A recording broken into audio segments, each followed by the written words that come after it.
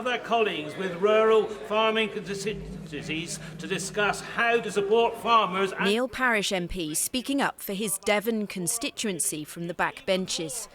But he's facing allegations of very different behaviour in the House. 2 female colleagues have accused him of watching pornography on his phone while sitting near them.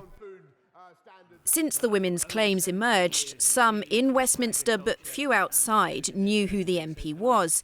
Today, his own party named Neil Parish as the Chief Whip suspended him from the parliamentary party. Mr Parish spoke to reporters this evening. Did you open something up by error in the Commons? I did, but let the inquiry look at that. It's obviously very difficult for you, but are you considering your future? I will await the findings of the inquiry and then I will consider my position. I will not remain if I am found guilty. Is this embarrassing?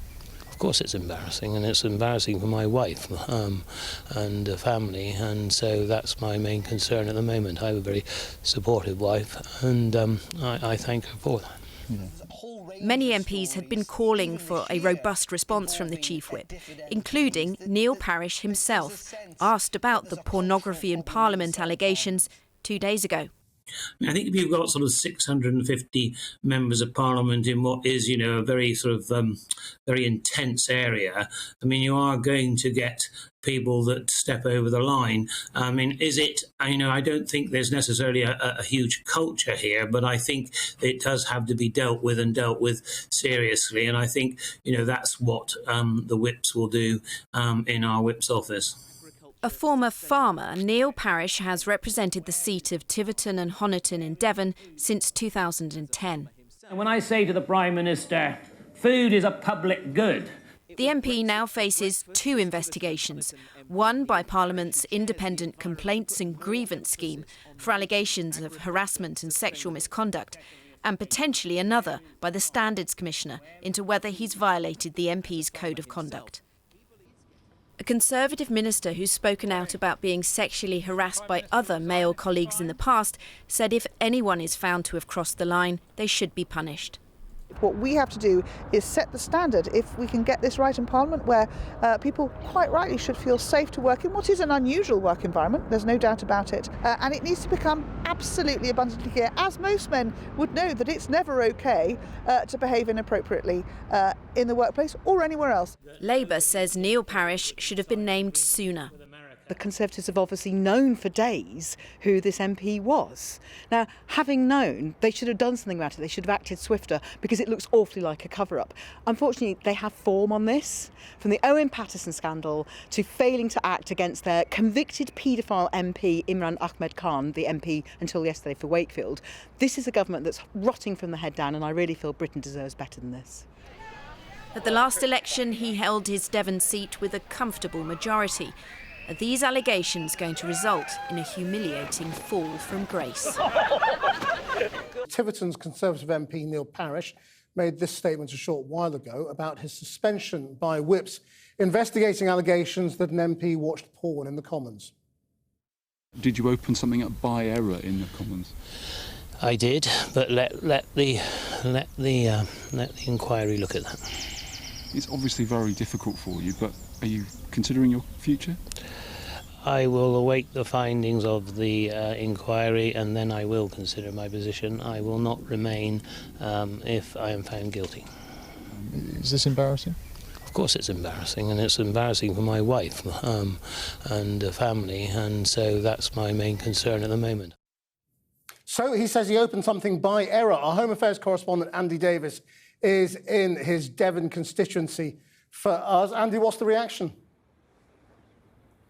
Largely silence from fellow Conservatives. Quite a few Conservative councillors this afternoon weren't answering their phones. The couple I did get through to said that it was no comment from them. He's been the MP for this area for the last 12 years. His background is in farming. They've got a family farm in nearby Somerset, and recently, as chair of his select committee, he was criticising the government over its attitude to labour shortages in the sector. So that's the MP at the centre of this story. Someone I was chatting to just a moment ago said she found this whole thing deeply embarrassing. this was the view of a few other of his constituents. On the whole, he's been a very good MP. And because I come from a farming background, he's been very strong on that side. Really, we don't know anything's been proven yet, so we'll have to wait and see what happens. It is an allegation at this stage. Yes. Yeah, but even so, it's disappointing. So could he lose his seat over this? Well, it depends on how he responds to this, whether rules have been broken. It appears there'll be two parallel investigative processes in Parliament, ultimately with the Parliament Standards Commissioner having to decide whether any rules have been broken, and if so, what sanctions might apply. If, for instance, an MP is suspended from Parliament for more than 10 sitting days, it could trigger what's called a recall petition, where voters can potentially unseat an MP. But first of all, there are investigative processes to go through, lots of factors at play here. Andy Davis, in the Tiverton constituency of Neil Parish. I spoke to the Conservative MP Karen Bradley, a former Cabinet Minister herself and currently chair of the Commons Procedure Committee. And I began by asking for her reaction to what's happened. I think the first thing to say is I'm very pleased that action has now been taken. It's always a great shame for the family and the individual, and we do have to remember this is a person with, with family, etc. But, we couldn't continue with a situation where other MPs, and not just the MPs, but the people who work in the House of Commons, and those people are worried. They're worried about their own safety. So let's let the investigation now take its course, but I'm very pleased that action has been taken and the whip has been suspended. Is watching porn in the Commons against any rules or laws? Well, it's certainly against the rules of what you can look at on your phone. I mean, having a mobile phone in Parliament is not a bad thing. Having a mobile device is not a bad thing, but you certainly should not be using it to look at any kind of adult material. The House of Commons chamber, where we are on display, the most visible workplace in the country, the very idea that it would be in any way acceptable to look at something like that is just beyond comprehension. So does there need to be an investigation? I mean, he's just put out a statement saying, I've referred myself to the Parliamentary Commissioner for Standards. Why does anybody need to look into it? I mean, he either was watching it or not. Well, let's find out what actually happened. That I think is clear. We do need to know what happened and we do need to know the circumstances of it. I'm struggling to find an excuse. I'm struggling to find a reason that might mean it was acceptable. But let's let the investigation take its course. We're all entitled to due process. But, the message has to go out loud and clear that the culture of Parliament, where anyone might think that kind of behaviour is acceptable, it has to change. If he was deliberately watching porn, can he continue as an MP? I don't think so, no. So he should step aside. So if he has... I think the right thing is that he doesn't attend Parliament while the investigation is carrying on. And I think it's right that the whip has been suspended. And then let's wait and find out what the due process comes up with.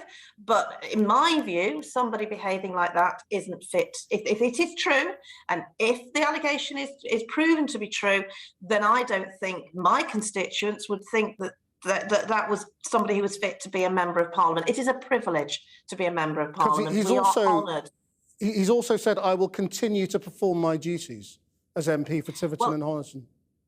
I would urge him not to come into Parliament, to respect the fact that there are, as I say, other members, but there are also members of staff. I would urge anybody in this situation to not come into Parliament. While you're with us, you're the first Conservative MP I've had a chance to speak to since the announcement of Channel 4 privatisation yesterday. Now, you were a Culture Secretary who looked at privatisation and rejected it. What is your advice to Nadine Dorries? Well, I'm on the record about this. I don't think that this is a route that the government should spend political capital on. I think that the model of Channel 4 is a very good model. It works well. It supports creative industries up and down the country. And we have, since 1982, It has really encouraged and developed the ecosystem that we have of our creative industries. The fact that Channel 4 spends its money on commissioning programming from across the United Kingdom means that we have the most amazing programs like Derry Girls, like It's a Sin, you know, some fantastic programs that simply wouldn't have happened without Channel 4 and its place in our broadcasting landscape. I personally think it's a great national asset and we should let it carry on doing the job it does so very well. Karen Bradley, thank you very much. Thank you.